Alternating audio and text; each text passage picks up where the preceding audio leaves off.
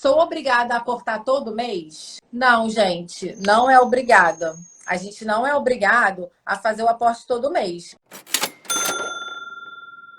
Toda vez que a gente deixa de aportar, a gente dá um passinho para trás em relação à nossa independência financeira, né? Mas eu sei que tem meses que não dá para aportar, tem meses que fica difícil, que acontece algum imprevisto que a gente não está preparado. Muita gente também, às vezes, começa a investir sem ter uma reserva de emergência. Então, a gente acaba sacrificando o dinheiro do aporte, né? Então, no mês que não dá, não deu. No mês que der, deu, beleza. Se você conseguir no mês seguinte aportar um pouquinho mais, então isso já ajuda, né? Porque aí você pega o mês que você não aportou e junta com o mês que você aportou. É isso. Então, acho que em relação ao aporte, eu respondi todas as perguntas que foi feita na caixinha. Deixa eu ver aqui a próxima pergunta.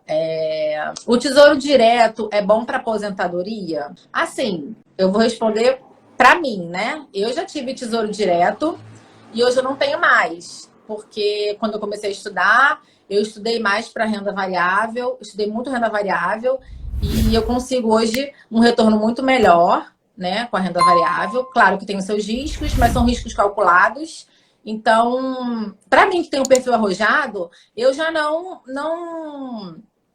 vejo o Tesouro Direto como uma opção, mas tem as pessoas que são muito conservadoras. Tem medo de perder dinheiro, não acredita na bolsa, acha que a bolsa é cassino, né? Então, o Tesouro Direto acaba sendo uma boa forma para você guardar dinheiro para sua aposentadoria, né? Vou aproveitar aqui a pergunta do Max, então, porque pode ser a dúvida de muita gente. Já foi uma dúvida minha no passado, que é ativos ruins, né? São aquelas empresas ruins que a gente comprou sem saber o que estava comprando. Devemos sair no prejuízo ou manter e parar de comprar? Max, isso é uma coisa muito pessoal, mas eu vou responder por mim.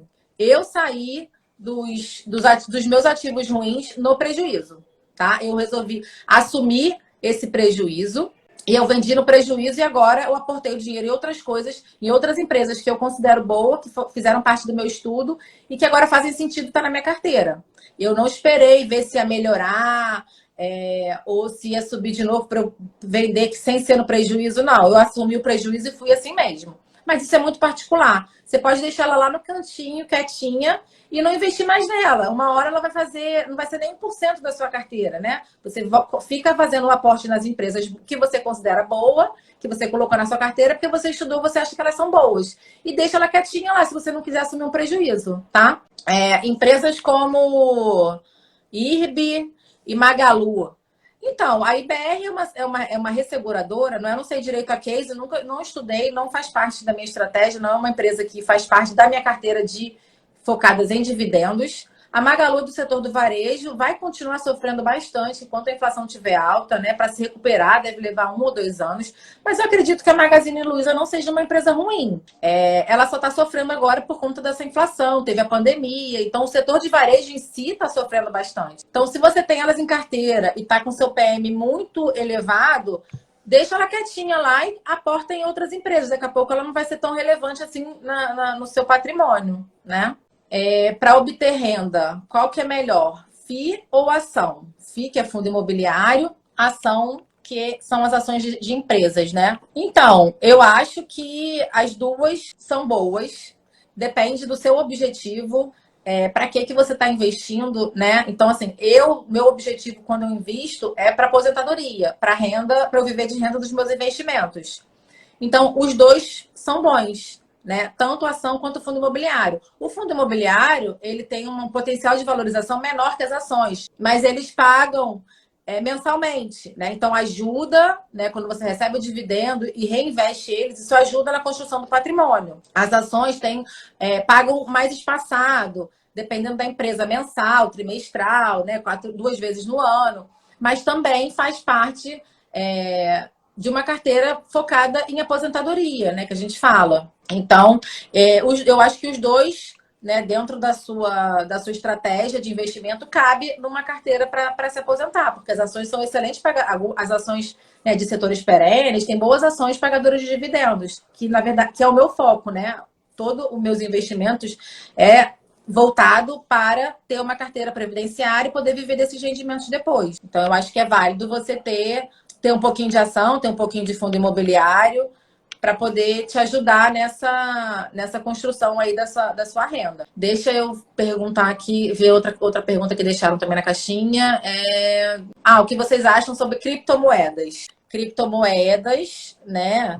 Dizem que é especulação, dizem tantas coisas sobre as criptomoedas. O curso que eu fiz sobre criptomoedas me fez acreditar e ver, não são todas, né? Aquelas principais, Bitcoin, Ethereum, que tem um projeto interessante. Eu acredito, assim como outras pessoas também, que o Bitcoin um dia pode ser uma reserva de valor, igual o ouro é hoje.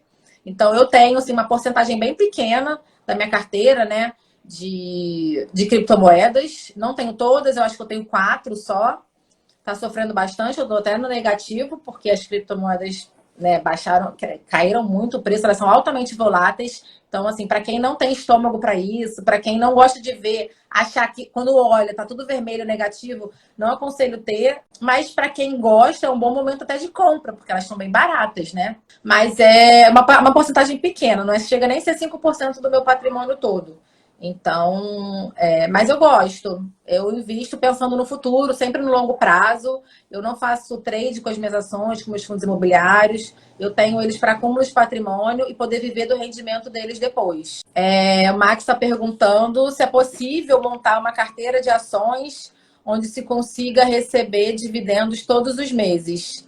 Sim, Max, é possível. Não são todas ações, né, que pagam dividendos. Então, a gente tem que olhar dentro do site, dentro do estatuto da empresa, qual é a periodicidade do pagamento delas. E aí você tem que ver qual que paga em janeiro. Inclusive, eu acho que eu fiz um post desse, gente.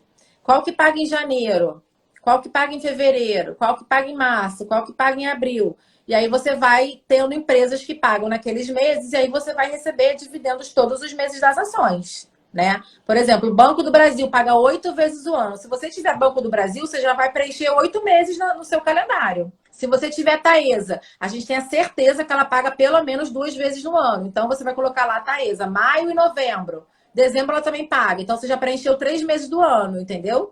Então, dá sim, dá para montar uma carteira que você receba todos os meses, mas não da mesma empresa. Você tem que ter várias empresas, tá? O André tá falando que gosta de variar, né? Que ele tem FII, ação, tesouro direto, criptomoedas. E sou feliz com isso. É isso, André. A gente tem que estar satisfeito e feliz com aquilo que a gente escolheu para colocar o nosso dinheiro, né? Eu também tenho FII, também tenho ação, não tenho tesouro. Eu tenho a minha reserva de emergência está no RDB do Nubank. Mas é uma opção, né? O Tesouro Selic para uma reserva de emergência, a parte da renda fixa. Criptomoedas eu também tenho um pouquinho e eu também estou feliz com isso. Eu acho que a gente tem que se encontrar, né? Se dedicar um pouquinho, estudar um pouquinho, para ver o que faz sentido para gente. Conhecer o nosso perfil de investidor é uma coisa que eu e a Bruna, a gente fala muito isso lá no nosso canal. É importante você saber qual é a sua tolerância ao risco. Né? Se você for uma pessoa conservadora, para que você vai ter uma carteira com 50% na renda variável? Você não vai ficar confortável com isso, né? Você vai dormir preocupado. Então, eu não acho que isso seja legal. Então, você tem que se conhecer o seu grau de tolerância ao risco, se você aceita correr muito risco, pouco risco, médio risco, né? E aí você vai acabar ficando confortável com a sua carteira, com os ativos que você escolheu para compor essa carteira, né? É possível saber com que periodicidade os BDRs pagam dividendos? Então, Max, eu não sei muito sobre BDR, porque eu não vejo sentido investir em BDR. Eu já prefiro me expor ao dólar investindo diretamente lá fora, né? Para receber até os dividendos das empresas em dólar. Mas eu prefiro, não vejo sentido você investir em real em empresas americanas através de BDR. Eu prefiro investir diretamente lá fora. E tem muita gente que fala que não investe lá fora porque o imposto de renda, que não sei. Gente, não fica se pegando essas coisas, sabe? Investir, dá um pouquinho de trabalho depois para você declarar o imposto de renda, até dá. Tá? Até dá um pouquinho de trabalho, mas não é nem um bicho de 7 cabeças. Então não deixe de investir pensando que no ano seguinte você vai ter que declarar imposto porque você nunca declarou. Não tem isso, não é difícil, né? Então não deixe de fazer os investimentos por conta de imposto de renda, tá? Isso não pode ser uma desculpa, tá bom?